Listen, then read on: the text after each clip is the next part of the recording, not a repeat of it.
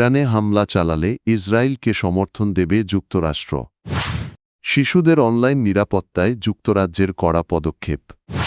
ফিলিস্তিনিদের ভিটেমাটি কেড়ে নেওয়ার নতুন ছক ইসরায়েলের। সিরিয়া থেকে ৫,৭০০ আইএস বন্দীকে ইরাকে স্থানান্তর। ইরানের ক্ষেপণাস্ত্র কর্মসূচি নিয়ে যুক্তরাষ্ট্র ও ইরানের আলোচনা ভেঙে গেলে ইসরায়েলের সম্ভাব্য হামলায় সমর্থন দেবে ওয়াশিংটন।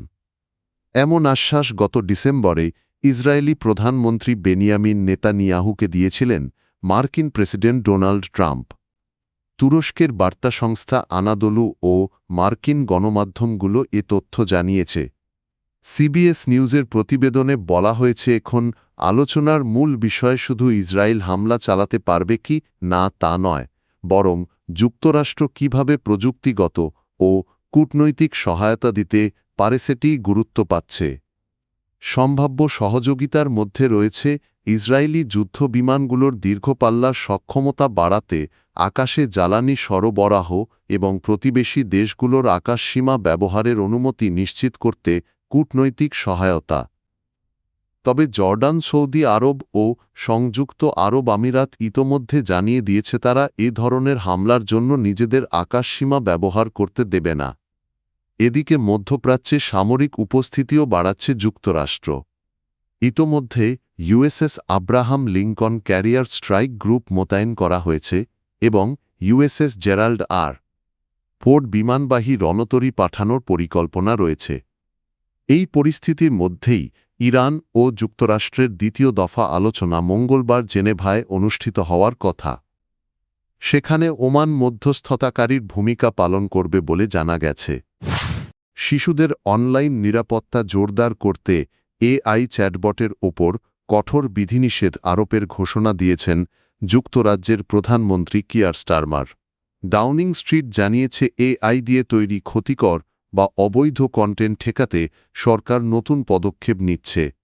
স্টারমার বলেন, প্রযুক্তির দ্রুত অগ্রগতির সঙ্গে তাল মিলিয়ে আইনও শক্তিশালী করতে হবে।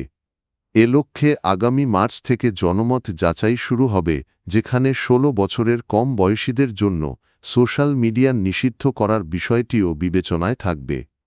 নতুন নীতিমালা অনুযায়ী এআই চ্যাটবট সরবরাহকারীদের ডিজিটাল নিরাপত্তা আইন মানতে হবে। কারো সম্মতি ছাড়া এআই ব্যবহার করে ঘনিষ্ঠ বা আপত্তিকর ছবি তৈরি করা কঠোরভাবে নিষিদ্ধ করা হচ্ছে।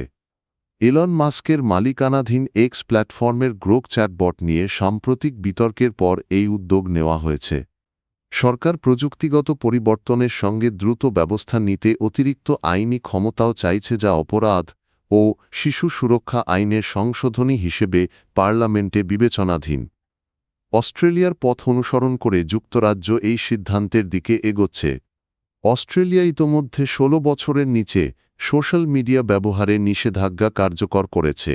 যুক্তরাজ্যেও এই পরিকল্পনায় ক্ষমতাসীন লেবার ও বিরোধী কনজারভেটিভ দুই দলই সমর্থন জানিয়েছে।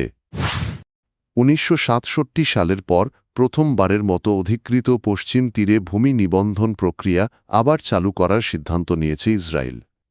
সরকারের অনুমোদনের পর এই পদক্ষেপ নেওয়া হয়েছে।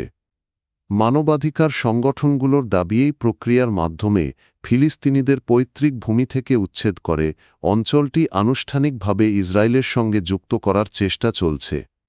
১৯৮৪ সাল থেকে বন্ধ থাকা নিবন্ধন ব্যবস্থা পুনরায় চালু হলে ফিলিস্তিনিদের মালিকানা প্রমাণ করা কঠিন হয়ে পড়বে।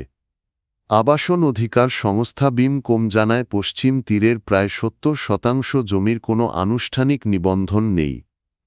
এখন যেসব নথি চাওয়া হচ্ছে তা অনেক ফিলিস্তিনির পক্ষে জোগাড় করা প্রায় অসম্ভব, বিশেষ করে যারা যুদ্ধ বা বাস্তুচ্যুতির কারণে দলিল হারিয়েছেন।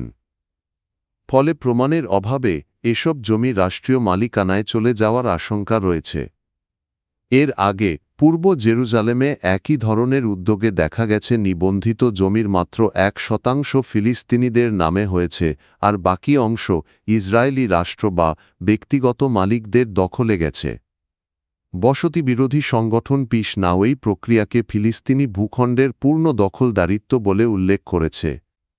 আন্তর্জাতিক বিচার আদালত ২০২৪ সালে এ ধরনের ভূমি বাজেয়াপ্তকরণকে অবৈধ বলে রায় দিলেও ইসরায়েল বসতি সম্প্রসারণের নীতি থেকে সরে আসেনি।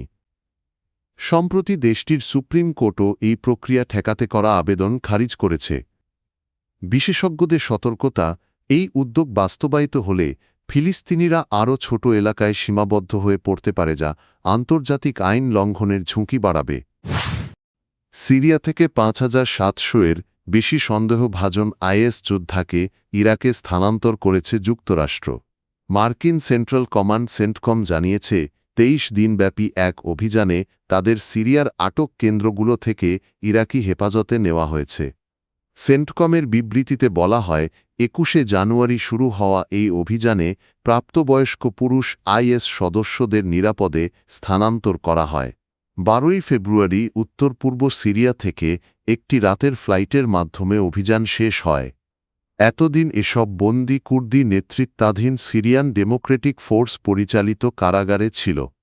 তবে সাম্প্রতিক সামরিক পরিস্থিতির কারণে কারাগার ভাঙার আশঙ্কা দেখা দেওয়ায় তাদের ইরাকে সরিয়ে নেওয়া হয়। ইরাকের national centre for international judicial cooperation জানায়, মোট ৫,৭০৪ বন্দীর মধ্যে ৩,৫৪৩ জন সিরিয়ান, ৪৬৭ জন ইরাকি এবং ৭১০ জন অন্যান্য আরব দেশের নাগরিক। এছাড়া ইউরোপ, এশিয়া, অস্ট্রেলিয়া ও যুক্তরাষ্ট্র সহ বিভিন্ন দেশের ৯৮০ জনের বেশি বিদেশীয় রয়েছে। আল জাজিরা জানিয়েছে, উত্তর পূর্ব সিরিয়ার আল হোল শিবিরে আইএস সদস্যদের পরিবার রাখা হয়েছিল, তবে সাম্প্রতিক পরিস্থিতিতে অধিকাংশ বিদেশি পরিবার সেখান থেকে চলে গেছে। নিরাপত্তা বিশ্লেষকদের মতে বন্দীদের ভবিষ্যৎ ও বিচার প্রক্রিয়া এখন আঞ্চলিক স্থিতিশীলতার জন্য গুরুত্বপূর্ণ।